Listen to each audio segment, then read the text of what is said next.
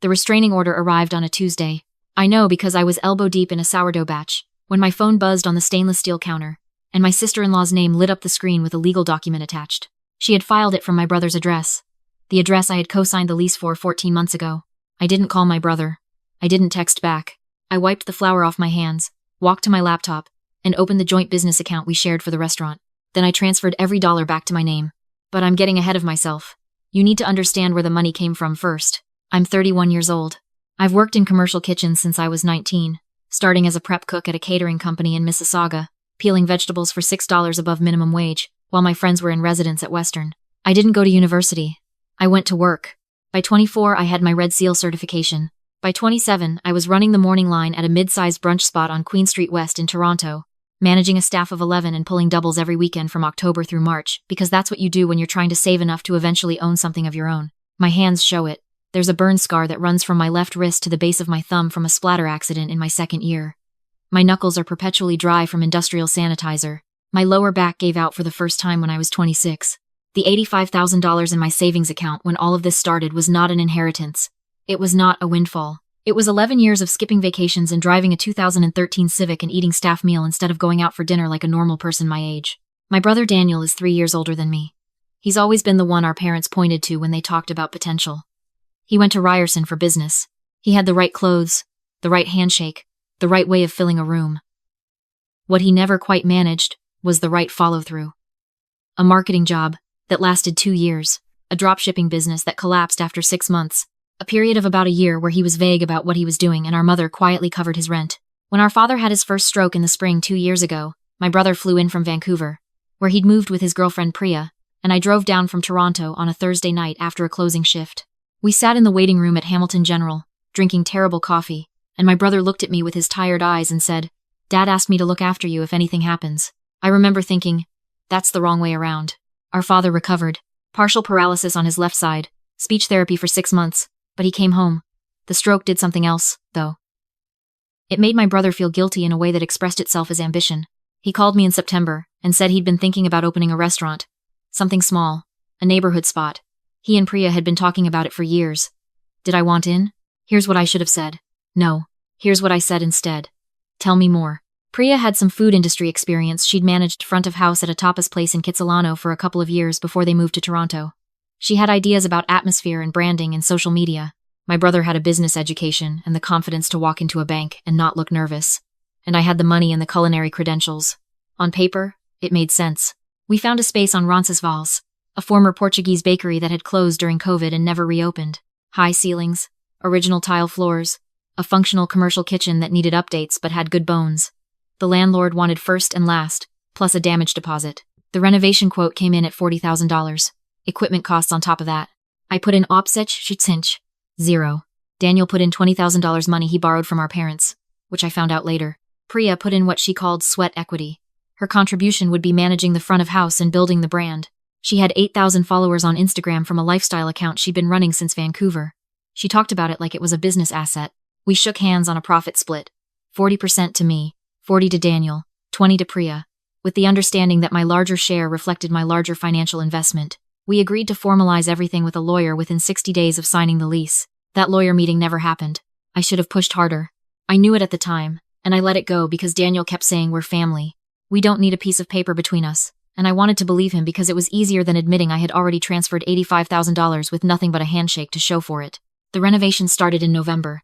I took 3 weeks of unpaid leave from the restaurant and worked on-site every day, coordinating with the contractor, making decisions when Daniel and Priya weren't available, which was often. Priya was focused on the brand, the Instagram account she'd set up for the restaurant, the color palette, the logo she'd hired a designer for using money from the joint account without telling me. I found out when I reviewed the bank statements, $1,200 to a graphic designer in Montreal. No discussion. I brought it up over dinner at their apartment. Priya shrugged in the way she always shrugged one shoulder, barely, like the conversation was already boring her. The branding is my department, she said. You handle the kitchen stuff. I handle the look. Daniel looked at his plate. I should have recognized that moment for what it was. Instead, I said, okay, but can we agree to run expenses over $500 by each other first? And Priya said, sure, in a tone that meant she had already stopped listening. The text started around January. Late at night, usually after 10, when I was finishing a closing shift and my feet were dead and I just wanted to get home. The booth cushions I ordered are the wrong shade. I need $800 transferred for the replacement. The sign company needs a deposit. $1,500. Can you move it from the joint account or do I need to ask Daniel? I've been thinking the menu needs to be more elevated. I found a consultant who can help. $2,000 for a full concept overhaul. I paid. I told myself it was investment. I told myself this was how businesses were built. I covered costs that were unplanned and unbudgeted and undiscussed, and every time I mentioned the partnership agreement I'd been told we needed to formalize, Daniel said soon, and Priya said nothing. Meanwhile, I was watching her Instagram account. The restaurant's account. I mean the one she'd set up and controlled the login for. She was documenting the renovation. Beautiful photos of the tile floors and the pendant lights we'd installed, and the bar she'd designed. Her captions talked about our vision and building something from the ground up. She used we, but the we never included me. I was not tagged. I was not mentioned. When people in the comments asked who was behind the restaurant, she wrote about herself and Daniel. I was the money behind the renovation. I was not part of the story she was telling. I found out about the trademark filing on a Wednesday morning in late February, 3 weeks before the scheduled opening date. I was at the restaurant doing a test run of the lunch menu when a notification came through on my phone. I had a Google alert set up for the restaurant's name, a habit I'd developed out of vague unease. The alert linked to the Canadian Intellectual Property Office database. Someone had filed a trademark application for the restaurant's name, filed 6 weeks earlier, which would have been December. The applicant was listed as Priya, not Daniel, not our numbered company, not the partnership, just Priya. I stood in the middle of the kitchen I had paid for, in front of the stove I had paid for, holding the spatula I had paid for, and I read the filing 3 times. I called a lawyer that afternoon.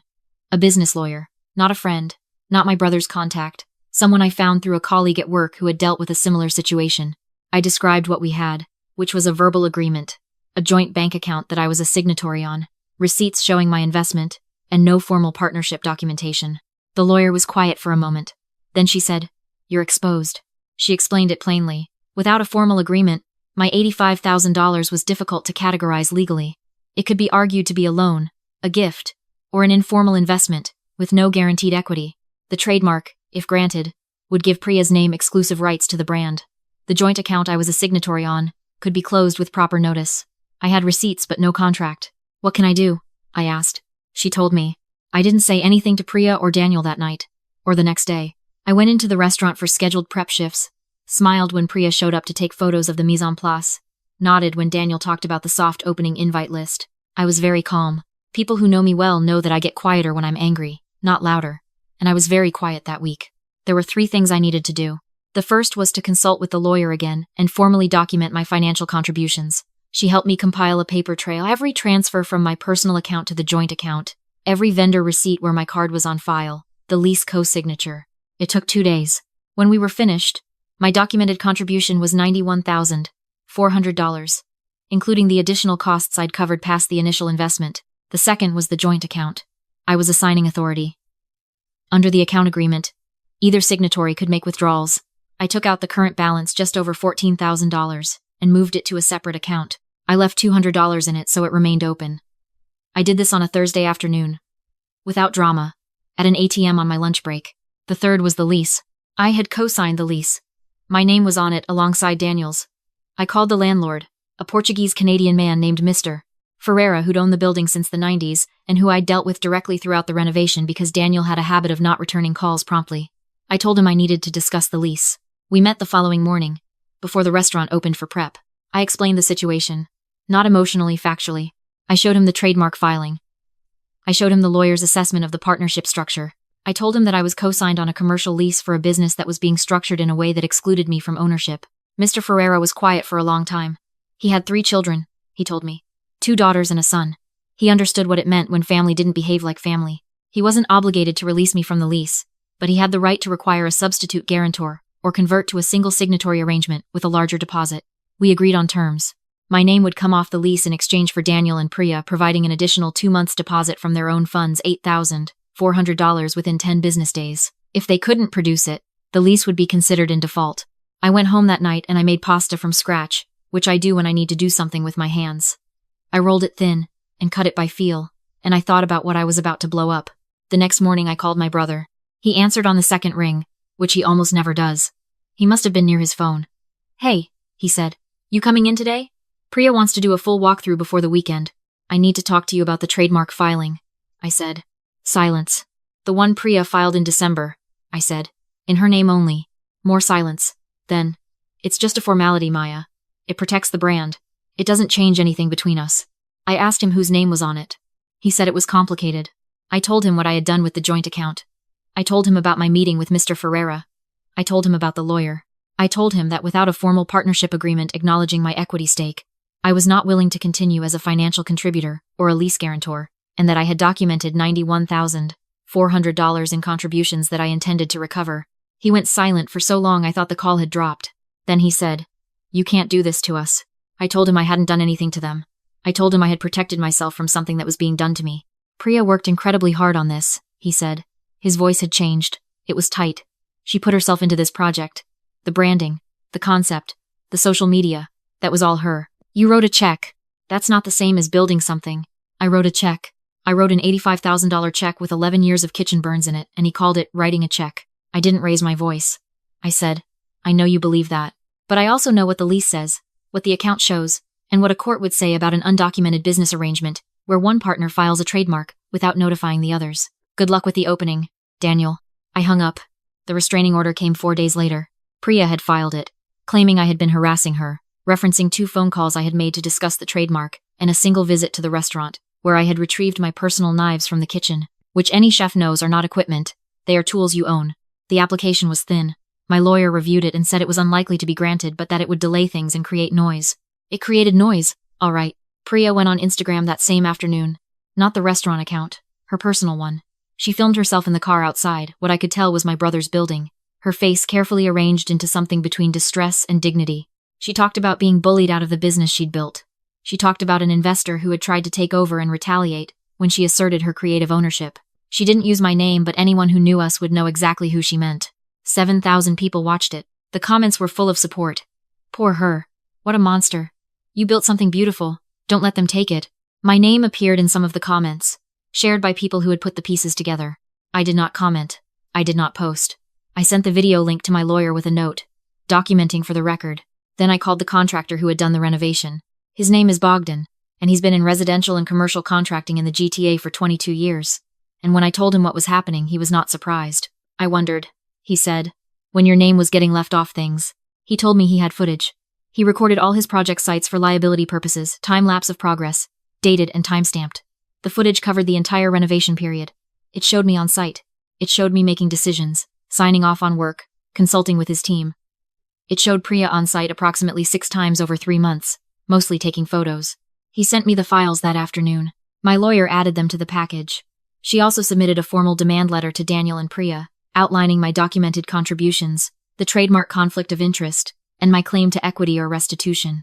She filed a notice of interest with the CIPO opposing the trademark application on the grounds that the mark was developed under a multi-party business arrangement and could not be registered unilaterally. The restraining order application was denied 2 weeks later. The opening never happened. Without my co-signature, the lease reverted to requiring the additional deposit Mr. Ferreira had specified. Daniel and Priya did not have $8,400 liquid. I knew this because I had seen the joint account statements for 14 months, and their personal contributions had been inconsistent since November. They asked for an extension. Mr. Ferreira, who was not unsympathetic but was also a businessman, gave them 7 days. They couldn't produce it. The lease defaulted. The space went back to Mr. Ferreira. He relisted it within the month.